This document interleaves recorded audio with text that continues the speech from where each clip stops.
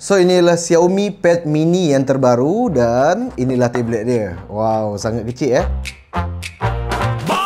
So saiz dia 8.8 inch yang support 3K resolution dan 165Hz refresh rate. Tablet ni digunakan Xiaomi HyperOS dengan MediaTek Dimensity 9400 Plus 3 nanometer, which is good chipset untuk sebuah tablet, dan juga bateri yang agak besar untuk saiz dia yang mini, iaitu 7500 mAh, dan saiz charging dia 67 watt. Dia support juga wired reverse charging 18 watt ya. So untuk sebuah tablet dengan saiz yang mini ni, untuk apa dia sesuai? Bagi aku, kalau aku, dia untuk scrolling sosial media, tengok TikTok, tengok Instagram, layan thread kan. Dan kalau korang nak layan secara bersamaan, dia support juga untuk split screen. Korang tinggal tarik 3 jari je ke tepi, and then korang boleh pilih apps apa yang korang nak buat, termasuklah ada floating window juga. Disebabkan saiz dia yang ngam, dia boleh fit dekat mostly bag. Contohnya masuk dalam backpack, dah lah kecil, ringan pula tu kan. Jadi senang dibawa ke mana-mana saja. Untuk kamera utama dia 13 megapiksel. Okey lah, biasa je result dia. Dan kamera depan 8 megapiksel. Dengan good lighting, korang tak ada masalah lah untuk nak